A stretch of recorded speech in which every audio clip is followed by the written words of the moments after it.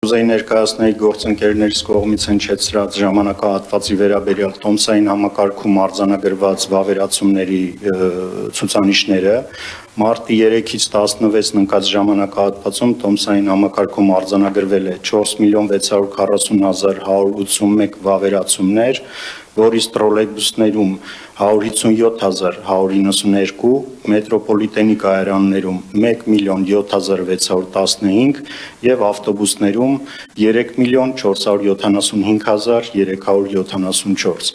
Պարոն քաղաքապետ, եթե թույլ կտաք, ներկայացնեմ նաև հունվար-փետրվար և մարտի 1-ի 10-օրյակի ժամանակահատվածում տոմսային համակարգի շահագործման արդյունքում գեներացված տվյալների հիման վրա ստեղծված որոշակի հաշվետվություն,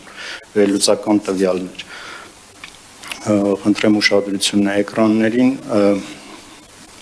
որպես հիմնական ցուցանիշ, խնդրեմ փոխեք, հաջորդ։ Որպես հիմնական ցուցանիշ բոլոր տեսակի տոմսերի վաճառքների քանակական տվյալներն են 17.743.372, այս թիվը ներառում է բոլոր տեսակի տոմսերը, այդ թվում մեկանգամյա երթերը մինչև 1 տարի տոմսը։ Հասույթը այս ընթացքում կազմել է 2.538.946.350 դրամ։ Այս 17.374.372 տոմսերից 213.021-ը կազմել են փաթեթային տոմսերը, որոնց ցուցիչները, հաջորդ սլայդը խնդրեմ, բաշխվում են հետևյալ կերպ։ Ամենապոպուլյար տոմսը դա 10 ուղևորության տոմսն է, 105.635,